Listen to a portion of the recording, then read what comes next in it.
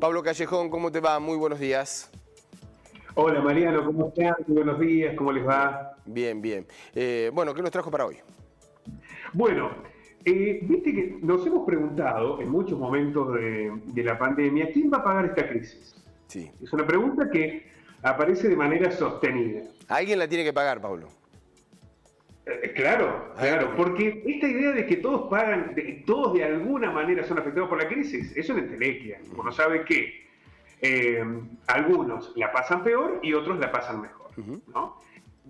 Algunos tuvieron mayores restricciones y otros no. Y para algunos una pérdida significa mucho menos que para otros. A ver, por ejemplo, el sector agropecuario o el sector de alimentos nunca pararon.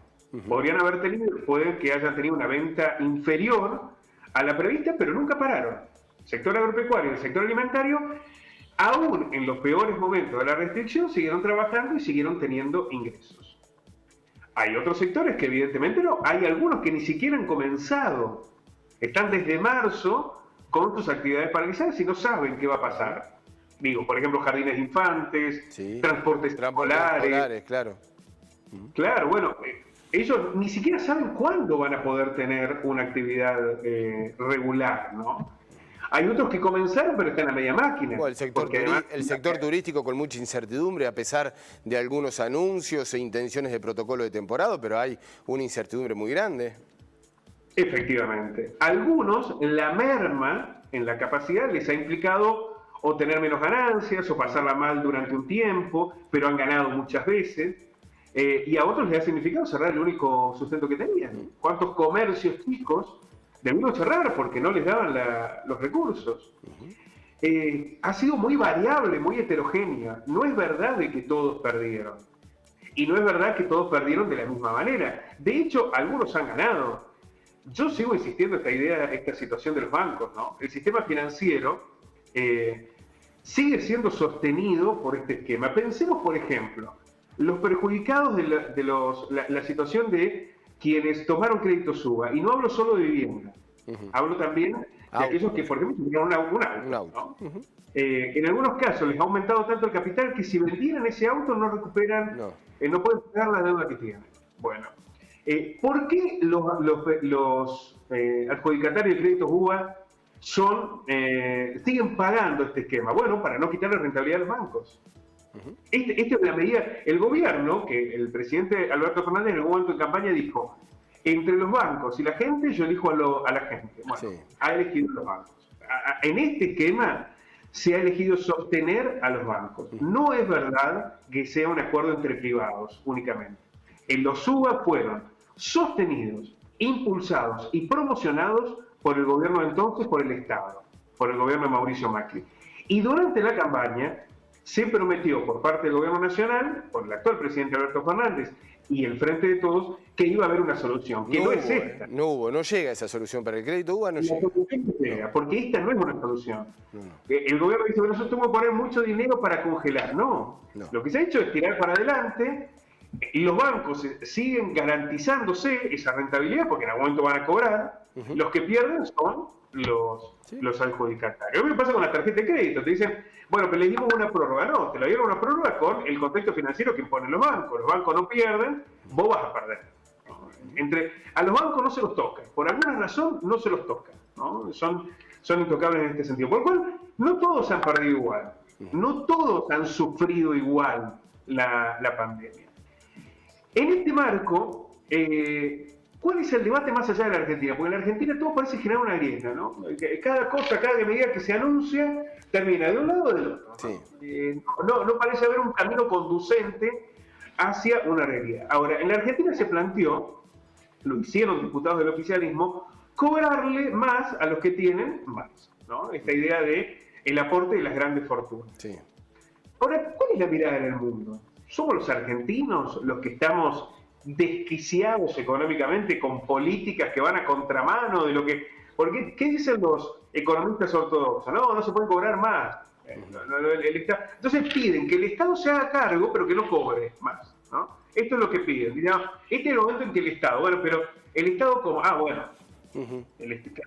que el Estado achique, que achique el Estado, pero que sostenga a los sectores, incluso los más pudientes, porque muchos de los que recibieron el ATP son mega empresas que son de las más pudientes en la Argentina. ¿Qué pasa en el mundo? Bueno, el Fondo Monetario Internacional,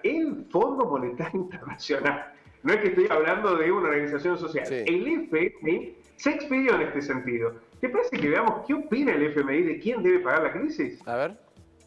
Bueno, ayúdame a analizarlo, porque parece surrealista lo que vamos a ver en estas tramas que hemos elaborado, parecen de otro mundo. Bueno, ahí está. El Fondo Monetario Internacional se aleja cada vez más de la ortodoxia más férrea, por la que distinguió en los últimos años más duros, lo que se denominó, Mariano, el consenso de Washington.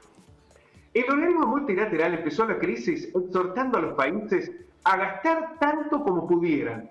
El primero que dijo, olvídense del déficit fiscal y hay que gastar, fue el FMI. 4 meses después, les pide que estudien la puesta en marcha de impuestos para los más ricos. El que está pidiendo que se le cobre más a los más ricos es el Fondo Monetario Internacional. Vamos a la próxima trama. Los gobiernos deben tomar medidas para mejorar el cumplimiento tributario. Viste que acá se dice, bueno, pero lo que hay que hacer es... Bueno, acá lo que pide el FMI es que se mejoren medidas que se tomen medidas para mejorar el cumplimiento tributario, que se exija más, que se asegure el cobro de impuestos y evaluar la aplicación de impuestos más altos para los grupos más acaudalados y las empresas más rentables. Acá no se tocan las empresas, se tocan las personas, lo que tienen que aportar para aporte solidario que ha denominado el gobierno. Esta medida son las personas, no las empresas. Lo que está en producción no se toca. Sin embargo, el Departamento de Finanzas Públicas del FMI, a través de Víctor Gaspar, que es el ex ministro de Economía de Portugal, pide que también se vaya sobre las empresas más rentables. Vamos a la próxima trama.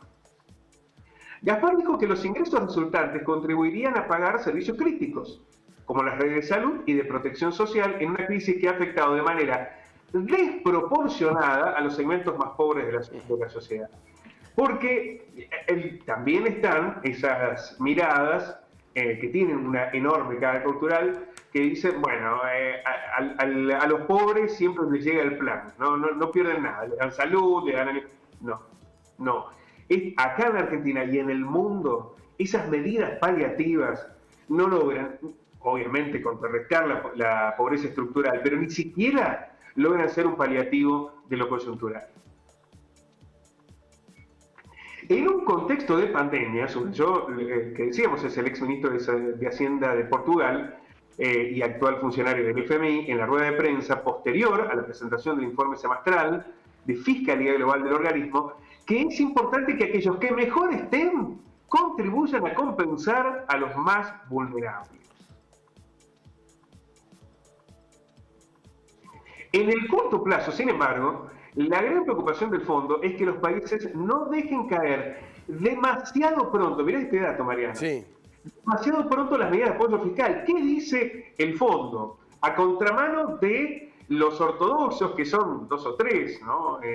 Que aparecen regularmente como panelistas en la televisión, que dicen, no, hay que reducir el déficit y que hay que achicar el gasto del Estado. No, el fondo dice, no, lo peor que puede suceder hoy es que se achique el gasto del Estado, que demasiado pronto comienzan a restringirse. Acá se necesitan recursos, destinar recursos a la economía. Esto es lo que dice el Fondo Monetario Internacional. Declaraciones que parecen salida de contexto, ¿no? De lo que es el fondo, digo, no del contexto actual, pero sí de lo que es el fondo, Pablo, de lo que habitualmente son las recetas del Fondo Monetario Internacional. Claro, pero ¿por qué también sucede esto, Mariano? No porque el fondo haya cambiado su perfil ideológico, inevitablemente, porque no queda otra. Es que hay una situación, bueno, lo manifestabas allí, una situación de pandemia mundial, una situación coyuntural diferente a todo. Efectivamente, no queda otra opción. Cuando vos escuchás a los economistas más ligados con la ortodoxia, que además están relacionados con algunos medios de comunicación, porque eso les implica sostener una mirada que va mucho más de lo ideológico, es una mirada de negocios. Sí, claro. Lo que se ponen en juego son negocios, son lobistas del negocio. Cuando se traducen en esas miradas ortodoxas de lo que debe ser, ¿no? Que por un lado le exigen al Estado que asiste, después le quieren quitar los recursos. Lo que está planteando el FMI, lo que está pidiendo, la mirada que está teniendo hoy el mundo es, no hay otra opción. No hay otra opción, no hay lugar para la especulación ortodoxa. Hoy necesitamos una recuperación económica que tenga que ver con la cuestión de la igualdad. Hay gente que lo está pasando muy mal en el mundo. ¿Qué están haciendo italianos, alemanes, españoles, los propios norteamericanos? Los propios norteamericanos. Es sostener la economía con recursos en un rol central del Estado. Por lo cual, cualquier otra mirada especulativa se desvanece rápidamente, más allá de que se intente profundizar a través de una conceptualización, porque es eso, es una conceptualización, ¿no?, que tiene mucho arraigo ideológico en algunos sectores, pero que pierde valor central en la práctica. Quiero mostrarte esta última trama de FMU porque me parece que es muy bueno para el cierre. El déficit fiscal ha completado el directivo del FMI. No es el mayor riesgo ahora. El apoyo fiscal debe mantenerse, al menos en 2021, por la salud y la educación como prioridad. Te lo dice el fondo. Ya no tenés que ir a buscar a economistas progresistas, de izquierda, a organizaciones cristianas. No, el fondo ya está diciendo, no hay otro camino posible. No hay otro camino posible. El resto, lo que está haciendo es jugar a la ruleta rusa. Esta idea de que Argentina puede ser Venezuela. ¿Sobre qué sustento se puede generar eso? Ninguno. Diferencias culturales, económicas, políticas, sociales abismales entre la Argentina y Venezuela. Aquí lo que se está planteando es quién va a pagar la crisis, en qué condiciones se va a pagar la crisis, cómo encontrar resguardo para evitar mayores desigualdades a las que ya tiene la Argentina. Esta es la realidad que hoy se somete como discusión, no solo en la Argentina, sino en el mundo. Y lo plantea hasta el propio FMI. Insistimos, no porque el fondo hoy tenga una mirada progresista del mundo, sino porque realmente no queda otra. Bueno, y ahí, Pablo, veíamos también a Kristalina Georgieva, quien es la directora, una de las directoras del fondo, que hace un diagnóstico también pensando en el futuro. ¿Qué pasaría si el Estado retira? Bueno, lo que va a provocar es esto, una ola de quiebras y un gran aumento del desempleo. Esto es claro. La Argentina ha sufrido desempleo a pesar de tener la doble indemnización, de que se han apagado los ATP a las empresas, de que ha habido créditos a tasas subsidiadas, a pesar de esa lógica. Bueno, tenés el trabajo informal también, ¿no? Que ese se ha derrumbado, de hecho. Claro, bueno, pero Argentina, por ejemplo, aplicó el IFE. ¿No? Sí. Pero a pesar de eso no alcanza. A ver, se llame IFE, se llame ATP, lo que no se puede, porque el Estado por ahí estaba observando de prorrogar el IFE, de prorrogar el ATP. Llámese como se llame, lo que no se puede retirar es la presencia del Estado. Eso es lo que no se puede retirar. Después vemos cómo y dónde se va a implementar. Pero el Estado presente, lo dice hasta el Fondo Monetario Internacional, algo que era bastante difícil de encontrar hace algunos meses atrás. Y acá está la primera señal de la pospandemia, porque hasta ahora no ha cambiado mucho. Los que más ganan más, los sectores más vulnerables han perdido y mucho, se han profundizado las desigualdades, las miserias, las carencias, la discriminación ideológica, todo esto ha estado presente en la pandemia. Pero hay algo que quizás nos deja como señal lo que está ocurriendo, que es el rol del Estado. El Estado ha recuperado una centralidad en esta discusión. Y el gran debate para lo que viene es qué lugar va a ocupar el Estado en la pospandemia. Si lo que se va a hacer es como en el 2008, donde el Estado puso la plata para recuperar a los bancos volvieron a su sistema de mezquindad y así quedó la economía, o el Estado va a asumir un rol más presencial en la búsqueda de una igualdad. Y ojo que aquí no se habla ni de sistemas radicalizados, ni un socialismo extremo, nada. Acá se habla de capitalismo, pero el capitalismo no es igual en todos lados. Esa idea de la receta unívoca que se intenta instalar, es decir, bueno, pero si los modelos exitosos son el capitalismo, bueno, no es el mismo el capitalismo sueco, noruego, danés, que en Sudáfrica, que en Corea o que en Estados Unidos, porque hay conductas que tienen que ver con las condiciones económicas, con la productividad, con las materias primas, con condiciones sociales, con aspectos culturales, con lo que tiene que ver con las características de cada país, por lo cual sobre esa base deberá pensarse cuál es el rol del Estado. Pero ya no lo decimos nosotros, no lo dicen sectores progresistas, no lo dicen economistas de la izquierda, ahora lo dice el FMI también. Pablo, muchísimas gracias. Un fuerte abrazo, que la pase bien. Abrazo grande para ustedes. Hasta luego.